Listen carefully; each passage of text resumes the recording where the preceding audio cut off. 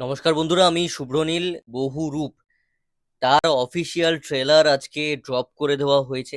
আমি তো অ্যাটলিস্ট এই ট্রেলারটার প্রতীক্ষায় ছিলাম এবং 29 তারিখের জন্য প্রতীক্ষায় আছি এই ছবিটা দেখবার জন্য। অনেক দিন পর সোহমদার থেকে কিছু এক্সেপশনাল প্রফেশনাল কাজ কিছু পাচ্ছি। ট্রেলারটা আমাদেরকে যেটা বলছে, একজন অ্যাক্টর অভিমন্যু ব্যানার্জি, সোহম চক্রবর্তী সেই ভূমিকায় এখানে রয়েছে। আমরা দেখতে পাই ভালো করে দেখলে ট্রেলার যখন এগোয়, নবীনা সিনেমার পাশে সোহম চক্রবর্তী অর্থাৎ অভিমন্যু ব্যানার্জি তার কাট আউট রয়েছে, তার ছবি চলছে, সেটা নামানো হচ্ছে, ভাঙচুর হচ্ছে, মার্ডার হচ্ছে। একটা এদো গলির মধ্যে লীনা চৌধুরী বলে একজনের মার্ডার হয় এবং তার এক সপ্তাহ পরেই আরো একজনের মার্ডার হচ্ছে মেলা প্রাঙ্গণে। এবং যেইখানে মার্ডারগুলো হচ্ছে সেইখানে কিন্তু ওই কবিতা ধাঁধা ছেড়ে যাচ্ছে মার্ডারার। এবার মার্ডারগুলো অবশ্যই সোহমদা করছে। সোহমদা বলতে কি এখানে অভিমন্যু ব্যানার্জি যিনি অ্যাক্টর তিনি কি করছেন? সোহমদার কি ডাবল রোল আছে? এখানে সোহমদার ফেসটাকে ইউজ করে কি কেউ মার্ডারগুলো পরপর করছে? যদি করছে, কেন করছে? সোহমদার ফেসটাকেই বা ইউজ কেন করছে? অনেকগুলো প্রশ্ন ছুড়ে দেয়। এক্সাইটমেন্ট তৈরি করতে পারছে এই ট্রেলারটা। এঙ্গেজিং ট্রেলার হয়েছে। আমি নিজে 3 থেকে 4 বার ট্রেলারটা দেখেছি। 2 মিনিট 3 সেকেন্ডের ট্রেলার আছে।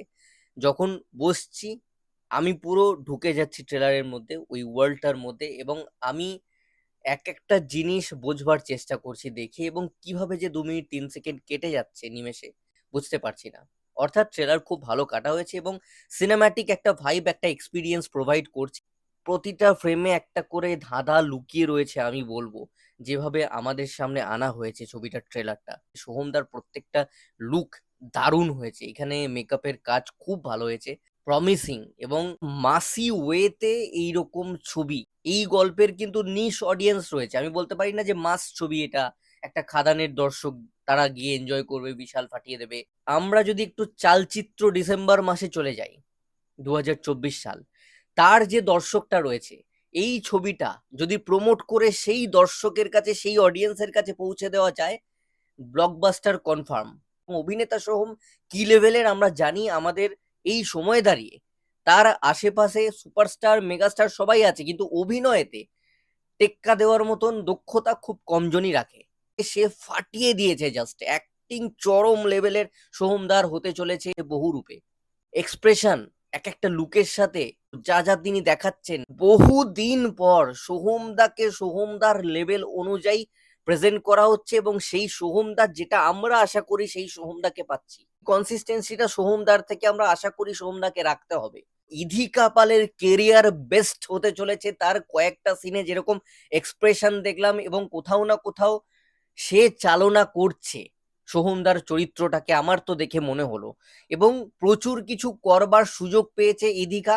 ট্রেলার কিন্তু এতটুকু বলছে, যদি ভালো করে তোমরা লক্ষ্য করো, শুধুমাত্র আই ক্যান্ডি নায়িকা হিসেবে কিন্তু বহুরূপ ছবিতে ইধিকা নয়, স্পেস পেয়েছে এখানে। রাজা দত্ত, তিনিও কাঁদছেন, তারও চরিত্রের কোনো না কোনো গুরুত্ব রয়েছে। ক্যাজুয়াল একটা পুলিশ অফিসার ইনভেস্টিগেট করছে তেমনটা নয়। কমলেশ্বর মুখার্জি, তাকেও বেশ প্রমিসিং লাগছে প্রতিবারের মতন, এবং তিনিও স্পেস পেয়েছেন। দেবলীনা দত্ত রয়েছে এখানে। এখানে ভরে ভরে ভালো ভালো অভিনেতারা রয়েছে। কালার গ্রেডিং খুব ভালো, বিজিএম যতটুকু দরকার এই ধরনের ছবির জন্য আমার ভালোই লেগেছে, খারাপ লাগেনি।